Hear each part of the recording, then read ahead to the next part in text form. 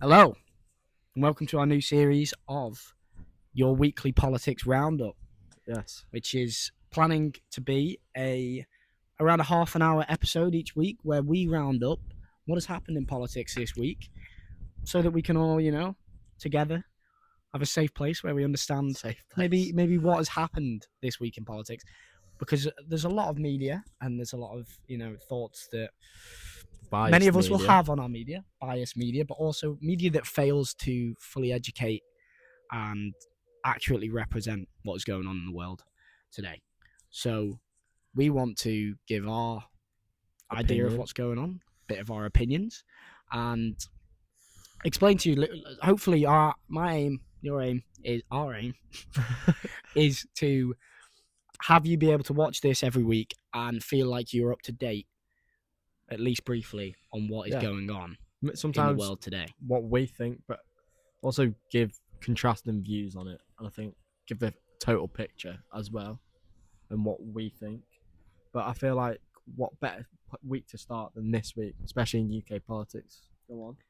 What has Andy happened? Burnham Andy is now Burnham. our PM as of Monday. Today is Thursday for context. Yeah. And yeah, so for international viewers or viewers in the UK who are just not clued up on politics at the moment, Keir Starmer's been driven out of his Prime Minister role as leader of the Labour Party by Andy Burnham. This all started to spring off from the May local elections that we have here in the UK, which Reform won a lot of seats in councils, which is lower form of government. And Reform is the right-wing party, far right-wing party that Nigel Farage runs.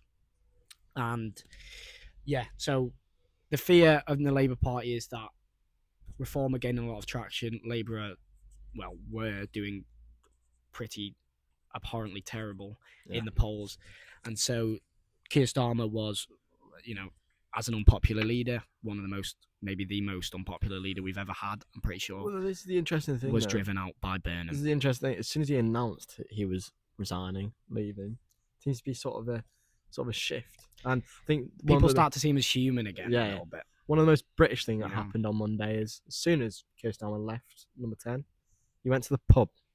Classic. Went to the pub, drowned his sorrows, and Andy Burnham. He's probably relieved, bless him. He is. The stress. He's going to de-age probably by about 10 years within a month. And I don't mean anything by bless him. That has nothing to do with my political opinions on Starmer, which, I should keep to myself. I feel like you haven't done that. But no, I'm not, But no, I feel like background into Andy Burnham and his route to Prime Minister, a bit unorthodox, very unorthodox. Probably, I'm struggle to see how in any other political, it's the most complex way, I feel like, because in terms of politically, in any other country, this wouldn't be able to happen. But he was the mayor of Greater Manchester, Manchester's second largest city, but it also controlled areas around it. We have a thing called metro mayors in some of our largest cities and areas around the UK. But he's gone from there as after an MP resigned, a member of Parliament resigned in Makefield to make way for Andy Burnham. Andy Burnham tried to do this earlier on in the year, but Labour blocked it. But now they didn't after the May elections. So he stood in this by-election and won, most importantly, against Reform. And then, since then, he put himself up for Prime Minister. And he unchallenged, won, and is now where he is today. Yeah. We do have our 7th Prime Minister in 10 years, I believe. 5 in 4 years, I'm pretty sure. No, 7th in 4 years, come on. No, his 5th Prime Minister in 4 years. Yeah, that might be right. I don't know. I can't be asked doing that. Which is a political headache. I like that. That was nice. Yeah. That political might be headache. The best thing you've said on this podcast. Thank you. So far. Thank you. Nice. He's getting good at this, guys. Thank you. But it is. It's a huge worry because clearly politics isn't working. Clearly, the people are showing their discontent with UK politics. Obviously, the Tories since Brexit has happened. Really, the Conservative time to many, especially after Boris Johnson left office, was their time was up, and they changed PM twice after Boris Johnson. Does Liz Truss even count? Liz Truss does count, although shouldn't really, should she? Outlasted by a lettuce. Come on now. But Liz Truss, Rishi Sunak after Boris Johnson, and then the general election happened. Labour won an absolutely massive majority. Yeah. And you think now we're gonna have a bit of political, almost stability. Yeah, that's the word I was looking for. And Keir Starmer has just not lived up to finishing each other's sentences. Keir Starmer has not lived up to any expectation of that, you could argue, and the local elections told this. But we're now going to move on. Let's move on to Burnham. Keir Starmer is in the past. We could get in a rabbit hole about all of that, which I was about to go in, but I stopped myself because today is about Burnham and the present and the present. That's what this is all about. But tell me a little bit about his cabinet. So, well, about his cabinet, okay? Burnham's cabinet, the Chancellor, was predicted to be either Shabana Mahmood, which she was current Home Secretary, still, which she was before Burnham was PM, sorry. And the other one was Ed Miliband, previous Labour leader from 2010 to 2015.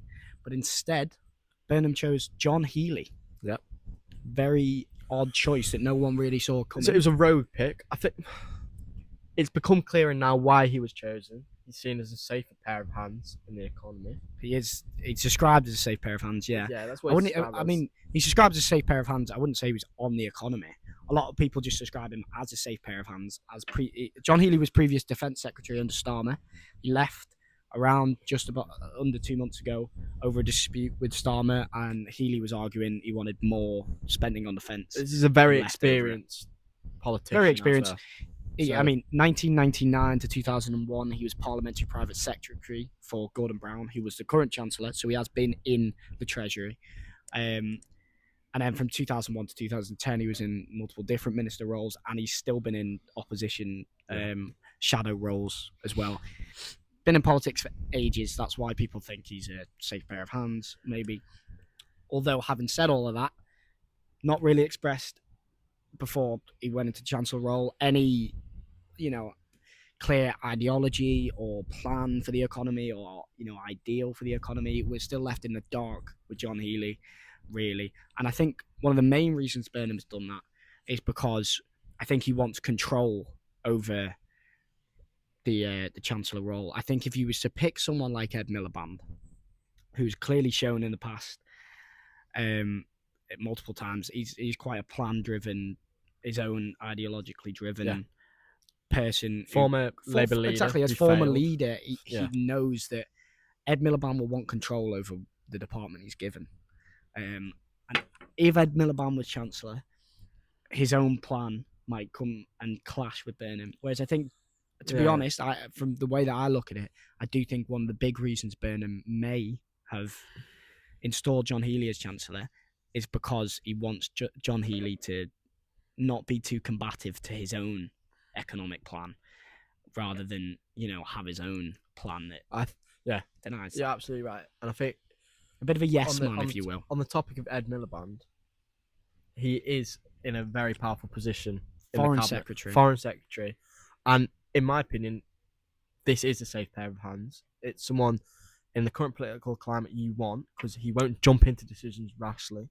Yeah, you've seen that when he called for no Syrian strikes, and he is for anyone who doesn't know, as the Labour leader, he blocked basically he told MPs, the Labour MPs, to not vote in favour of bombings of Syria and the Assad regime, military intervention from the UK, and thanks to that we didn't do that. So that shows that he may have favourability over restraint, especially in the Middle East, which at this time is something definitely important. Yeah, and I think that is like one of the key decisions I think Andy Burnham has made so far. I think it is, but again, I do think the reason he has put Ed Miliband in Foreign Secretary is because, as Foreign Secretary, in today's modern political climate, and especially in the UK's modern political climate, the Foreign Secretary will obviously be in them conversations. They will obviously travel and do diplomatic talks and engage in international affairs. But the true important decisions that people are looking at are made by Andy Burnham. The fact is, Ed Miliband doesn't have much of a control. The foreign secretary, as much as they used to have control back in the day, nowadays the main foreign policy agenda is so important to the electorate. You know, the issues of Israel, the Iran war, which, by the way, Andy Burnham has in the past criticised Starmer for not being quicker to allow. He said one of the biggest mistakes of the Labour Party was UK bases to be used in the bombings of Iran and the America, which is a very interesting and divisive topic. It's even I don't agree with it. We're politically similar, right? We'll put that out there. We're not going to say our views, but we have differences. We'll say some of them. We'll say some of them, but we That's won't outright. But say. on this, we are different. Well, I don't think that we should be supporting America's illegal war on Iran. No, that's all I'll say. I don't think that we should. Right now, that makes me seem like I'm fully spot. I'm not.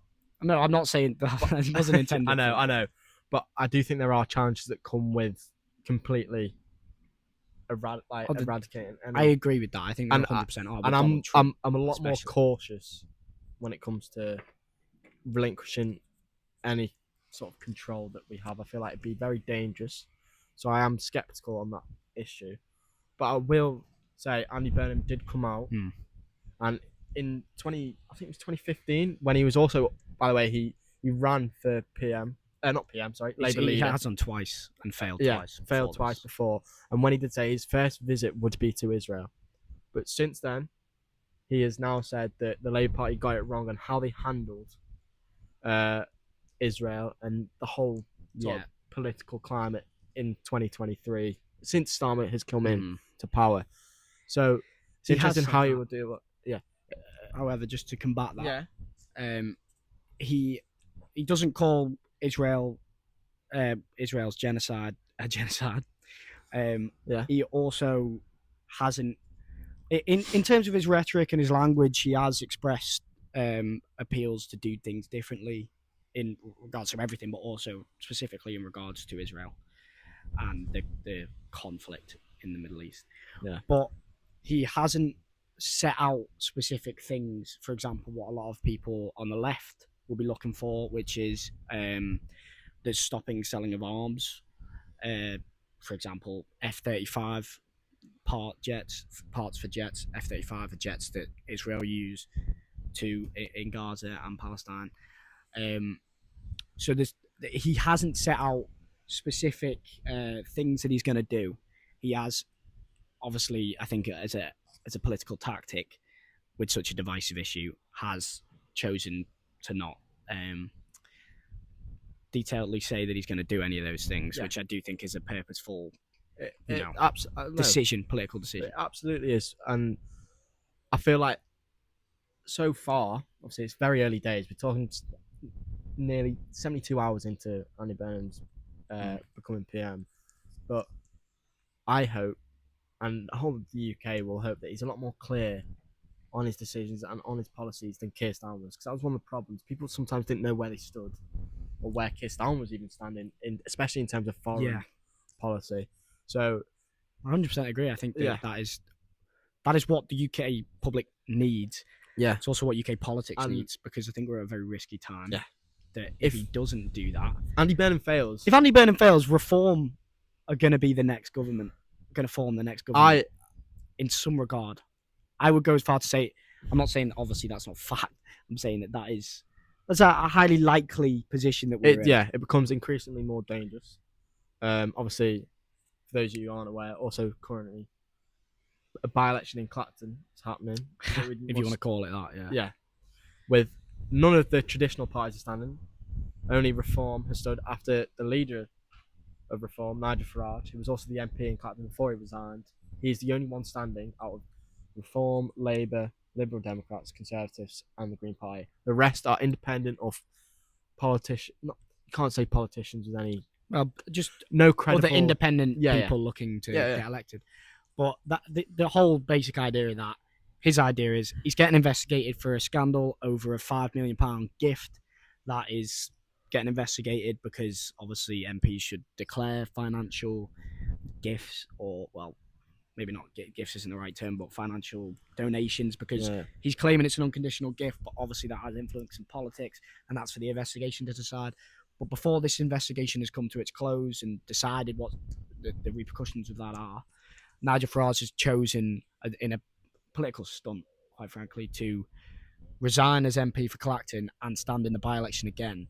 And the whole purpose of that is to say that we'll let the people decide whether they think it's right or so wrong. his sort of the reason why he's resigned is to almost try and make the people of Clacton decide as his voters, make the voters decide. But to many, and the main parties, such as Labour, as I've mentioned, Liberal Democrats, so forth, they think it's a political stunt to shy away from the scandal that is happening around this £5 million gift that he didn't declare. So the by-election, which Nigel Farage will win, let's make that clear, he will win. Should win. We won't say will win. You never know in politics. You never know. But a bin might win over him, maybe. Very likely that Nigel Farage will win. But the point is that even after that case, even if Nigel Farage does win, then the investigation is still going to happen. When the investigation comes to its close, he'll still have to face the repercussions of that, which is it has the potential to become very humiliating and damage. This whole thing has a huge potential. It already has, but to damage reform, which is Nigel Farage is reform. Nigel Farage isn't just the head of reform in the same way that Starmer was the head of Labour.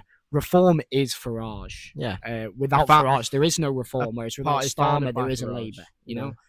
So if Farage falls and his reputation is damaged completely, and public opinion drops on him, it does for reform too. That is just the way that the Reform Party is. And so this is why the next few months, year, 2 years, is so important in UK politics, whether we'll see political stability that we haven't seen since, you could argue, Theresa May, and she was only in for 3 years. Like, we haven't seen political stability in the UK for such a long time, and it's such an important time that if Andy Burnham gets it right for many of the electorate, then it's a good step in the right direction.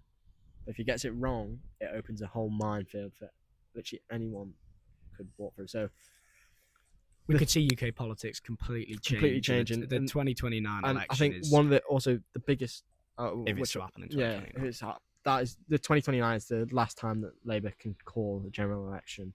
But what I will say is, no one has voted, and this is the main opposition. No one has voted for Andy Burnham to be the Prime Minister. Keir Starmer had a clear mandate with his overwhelming majority, albeit only 33%, I think, voted for Labour. But there was an overwhelming majority in Parliament. Which may be shocking for international people who don't understand. Even though Labour won a huge majority of the seats, I can't remember how many. Was it over 400? I think, or maybe just under. I think it was over 400. But they won a huge majority of the seats. Whereas the percentage of the vote was only 33%, because we have a first-past-the-post system, which is, disputed between many people. I feel like the next step that we could make, if there continues to be political instability, will be the version. I think it could definitely happen if Reform or the Greens are to make significant gains in the next election. The calls from Reform is that a general election should be called because Andy Burnham does not have a clear mandate, this is the hypocritical nature of many political parties, albeit we're talking about Reform here, but Zia Youssef, an unelected, no one voted for him, or can vote for him because he's been rejected by his own party to stand as an MP. They don't want him to stand as an MP.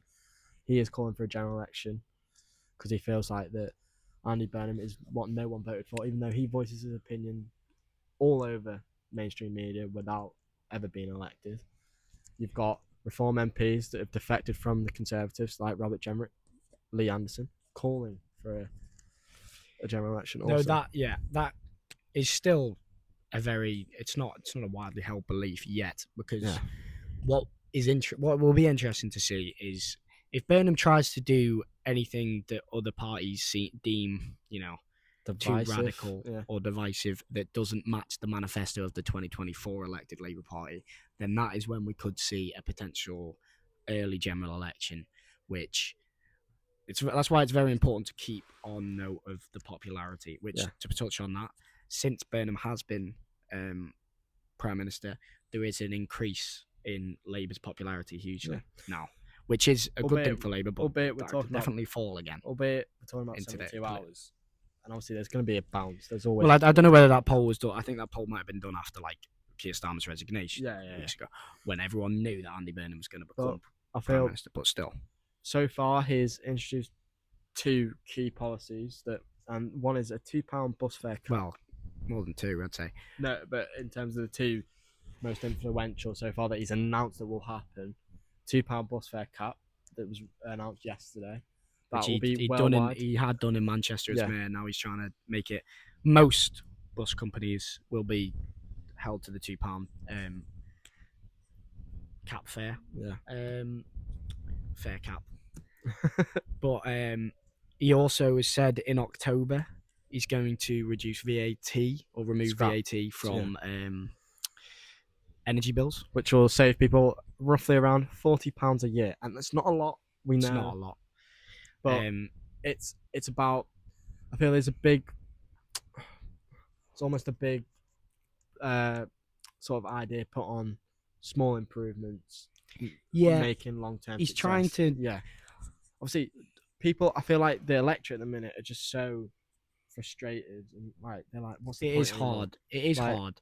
I 100% acknowledge the fact that Andy Burnham is in an incredibly difficult situation where, as you say, you've got an electorate who are increasingly not being able to afford to live and are increasingly gaining anger at the political system that isn't looking to change that. But at the same time, you've got if he goes out and does all these things without paying for them and without explaining how they're getting paid for, then there will be a huge backlash and a huge amount of other problems. The scrapping of the VAT, he says that will be funded by vape shops, isn't it? No, so digital ID will be scrapped. What was it that he was going to say? So digital ID will be scrapped, but this has already received opposition from within his own party, notably by core Keir Starmer believers. This was like I think his name is Gethin Jones. That might not be the right name. Yeah, that sounds right. But he said that the money allocated for the digital ID scheme has not been yet allocated, and that is what Andy Burnham said will be scrapped, and that's what will make way for the scrapping of the VAT. And I think it's also mentioned when we're talking about the cabinet, 2 key people that are now out of the cabinet: David Lammy, former deputy to the PM, and Rachel Reeves, former chancellor. They are now both gone, and they have gone back to the backbench. Rachel Reeves did get offered a job in the cabinet, I'm pretty sure, but she rejected. And Angela Rayner is back in as now housing secretary, which is kind of interesting. I think the mainstream media will jump on this. She has been she was housing secretary before as well. People are forgetting that. So the irony was already there. Yeah, its return, but still. But I mean, the thing is with Rayner, as the investigation found as well, it wasn't an intentional. For anyone who doesn't know, she was investigated and had to leave. Resign as. Did she have to resign as a minister or as an MP as a whole? Just a minister. Just a minister. She had to resign as a minister because she was getting investigated over paying. She didn't pay enough tax on an apartment that she owned in Manchester. But the investigation deemed that it wasn't like an intentional thing. She did just not pay enough, and so she's now back in the cabinet. Which I'm sure Reform will jump on straight away. Nigel Farage is the man. I think he owns 5 houses, and most of them are in his wife's name to avoid certain tax benefits. But moving on from that, you've got Angela Rayner back as housing secretary, and Andy Burnham has said he's going to build more council houses. He's not just said that. He said he's going to launch the largest social housing building program since World War II. Yeah, which is, positive things we're hearing there, because the fact is, since Thatcher, we have had Thatcher's right to buy scheme, and she did not build social housing. I feel like social housing has now gone increasingly down since the 1980s in this country, to the point where now we don't have a large amount of social housing at all. This is a moment in time where in general, a prime minister from the north of England is creating. Obviously, we haven't even spoken about how he's bigger impact on devolution. He's going to create a number 10 North basic down, which is his main shtick, which is I don't know why we haven't talked about that. Yeah. Fair, but I feel like there is hope for people that we live in the north of England. I feel like we do. There's increasingly amounts of hope that for the north of England, who many from the north feel like they've been disregarded in not even recent years. Well, for as long it's as been Thatcher. for exactly. The north-south divide is a huge part of British politics, and Burnham, as you said, he's making a number 10 North. So instead of just basing the Prime Minister's time out of Westminster, he is now looking at. Well, he's definitely going to add an office, a civil service office, where the Prime Minister also will spend. He says he'll split his time between the two in Manchester, where he used to be mayor.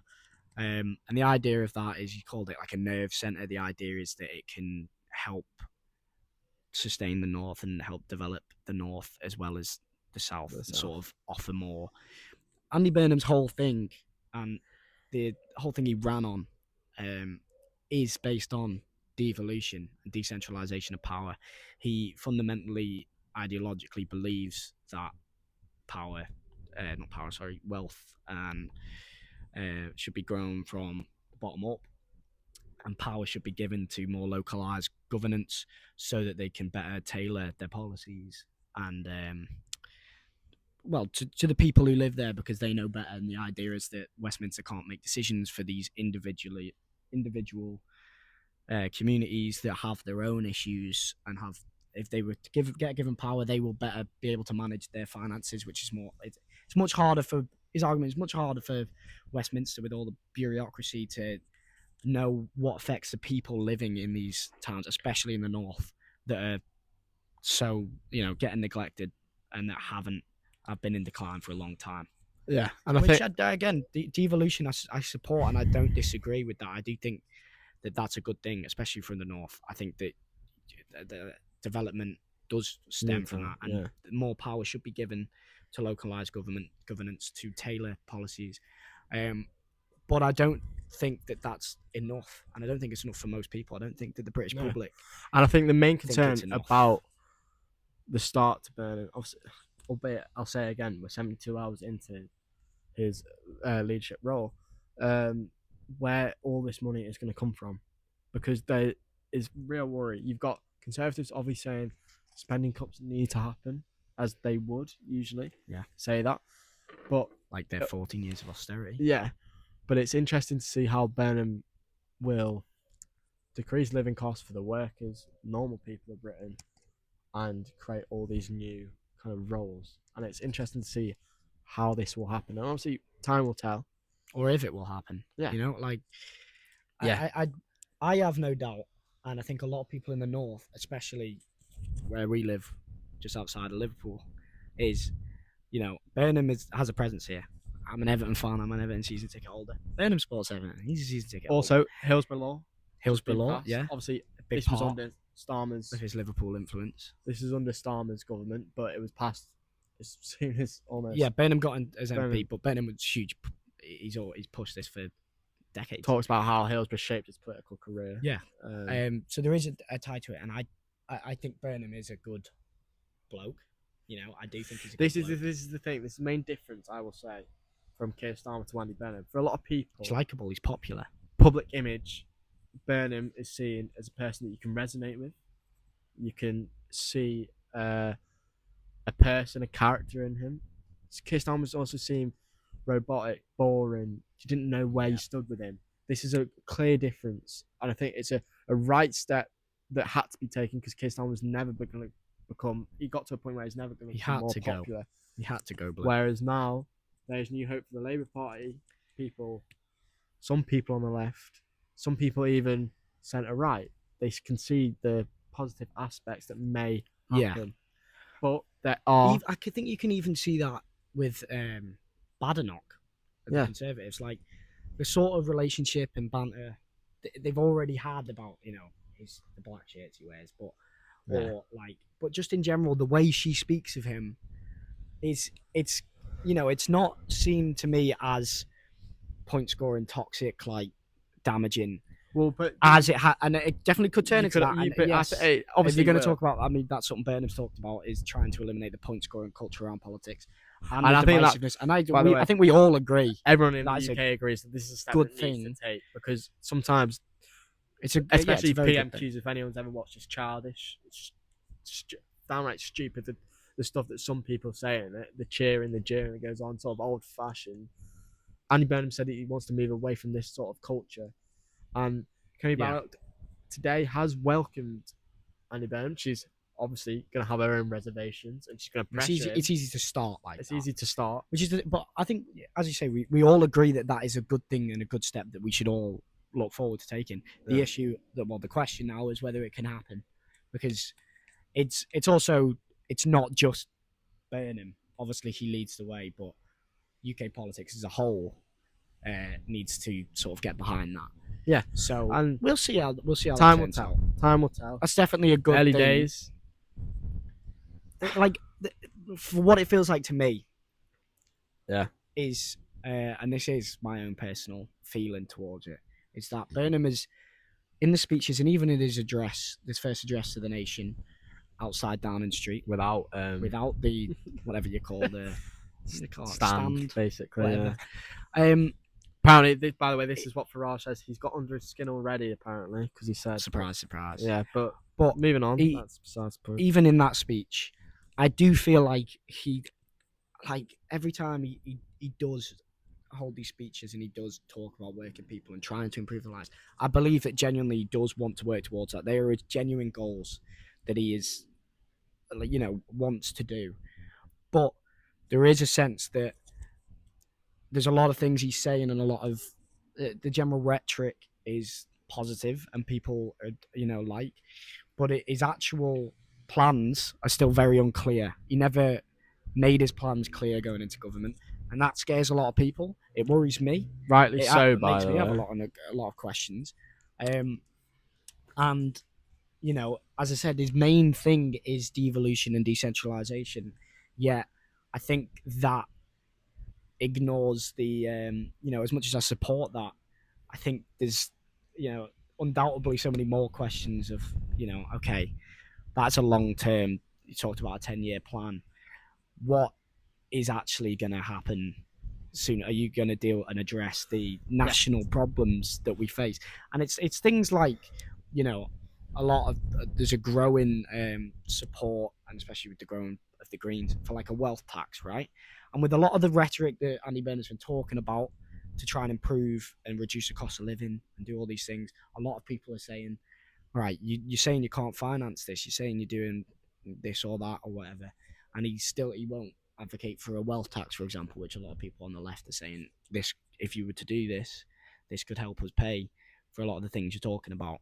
And he's taken more of a restrained, he still is being restrained. He's said that he wants to stick to the fiscal rules, and he's also said in terms of immigration and keeping Shabana Mahmood as Home Secretary, she's been running a very harsh, tougher on immigration policy, and keeping her as Home Secretary shows that he is looking to continue that.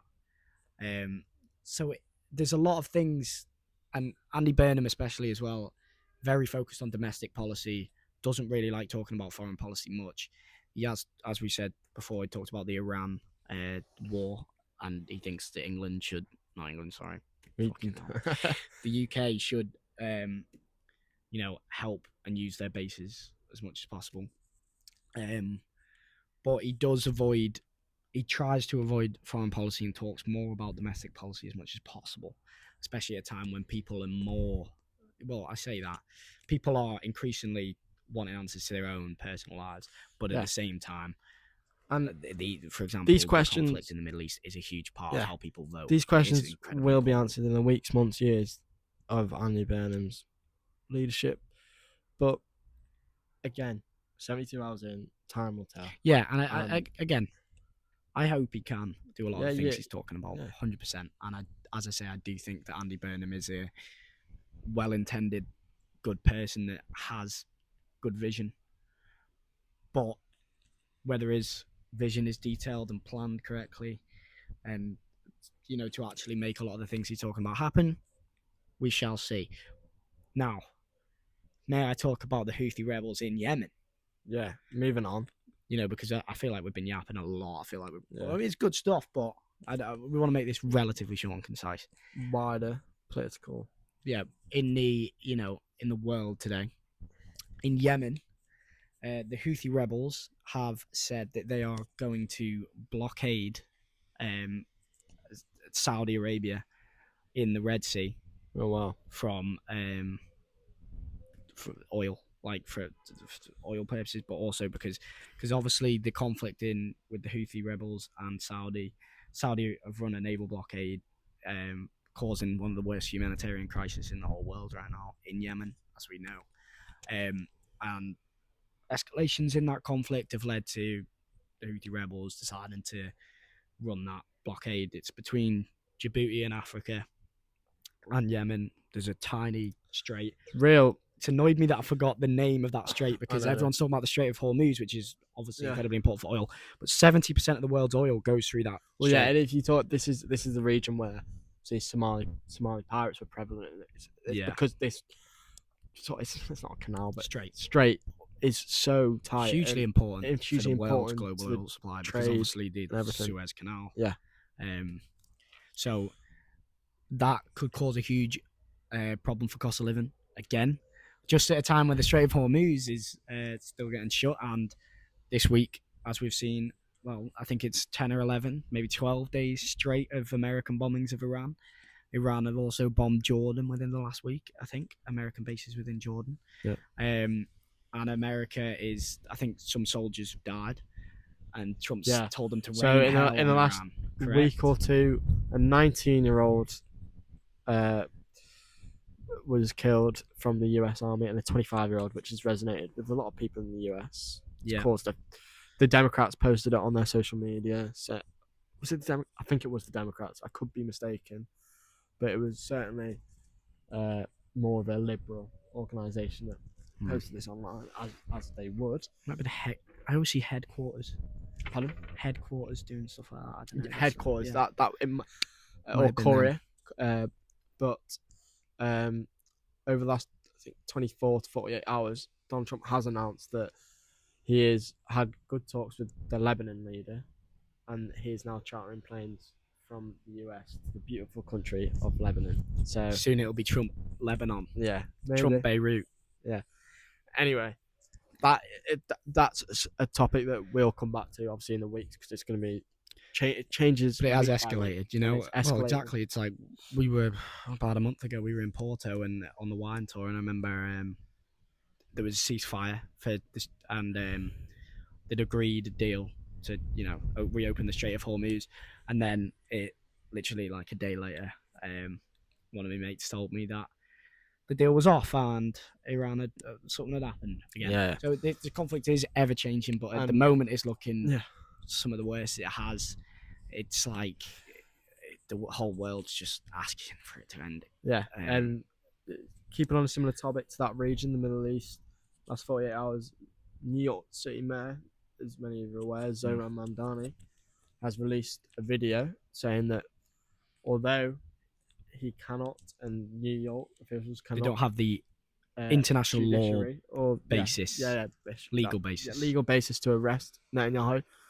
They encourage US government officials federal government who do to arrest, and also arguably have an international obligation to, considering that he has a warrant for arrest. His arrest. Obviously, that's not going to happen, considering it won't happen. Trump has said it's not going to happen. But it's a massive. If Netanyahu was to come to America, it's a massive political move by Zohran Mamdani. Not only because Jewish Americans in New York some will feel unsettled by this remarks. Some will feel unsettled by this comments. While others around the world, and you've seen that with the coverage and the shares, the likes, the views of his post, welcome this. He's called it a genocide.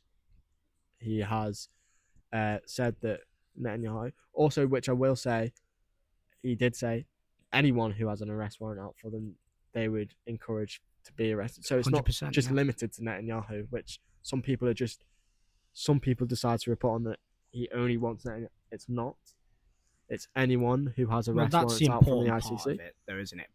But the point he's trying to make there is to say that it's not because he's Netanyahu, it's because there is an international arrest warrant Yeah. for him being deemed as a war criminal by international courts. So it's the idea isn't that.